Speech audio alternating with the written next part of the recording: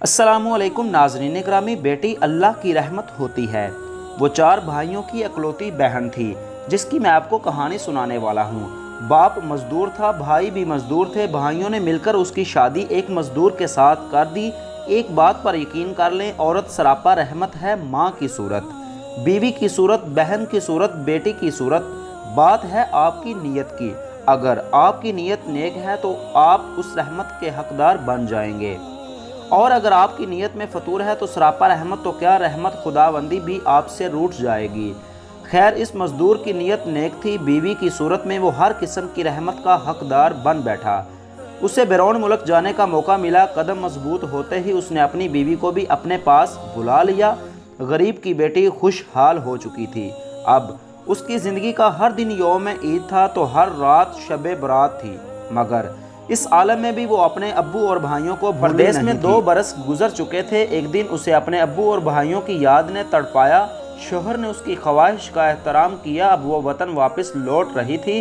उसने अपनी वापसी की किसी को इतला नहीं दी थी। वो अपने घर पहुंचकर अचानक सबको खुशी देना चाहती थी, खुशी पाना चाहती थी। वतन पहुंचकर वो सबसे पहले अपनी अम्मी के पास गई। अम्मी शहर खामोशा में अब्दी नींद के मज़े ले रही थी, मगर वो जानती थी कि उसकी आमद पर अम्मी को सुकून ज़रूर मिला होगा। अब वो अपने घर पहुंची। उसे अचानक अपने सामने देखकर उसके भाई परेशान हो गए। अब्बू कहाँ है?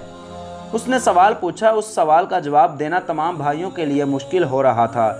फिर उसे एक पड़ोसन से अपने सवाल का जवाब भी मिला और सराग भी मिला। नालायक बेटों ने अपने बाप को घर से निकाल दिया था और अब उसका बाप एक झोंपड़ी में अपनी ज़िंदगी के दिन पूरे कर रहा था।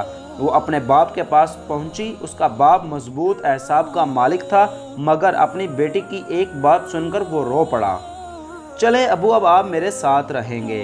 रोते रोते उसने अपनी बेटी का हाथ थाम लिया और बोला, मैंने अपनी सारी ज़िंदगी का मुकाबला करते गुजार दी। ज़िंदगी में बस 2 बार रोया हूँ। एक बार तब जब तुम पैदा हुई थी तो मैं शर्मिंदगी के एहसास से रोया था, और दूसरी बार आज जब तुमने मुझे सहारा देने की बात की। बाप की बात सुनकर बेटी भी फूट फूट कर रोने लगी। रहमत तो बस रहमत होती है, फिर चाहे कोई उसकी कदर करे या ना करे। नाज़रीन ग्रामी, मेरी वीडियो का लिंक अपने दीगर दोस्तों के साथ ज़रूर शेयर करें और मेरे इस चैनल को सब्सक्राइब करें और इस वीडियो को लाइक करें। अब इंशाल्लाह हम मिलेंगे अगली वीडियो में। अल्लाह हाफिज़।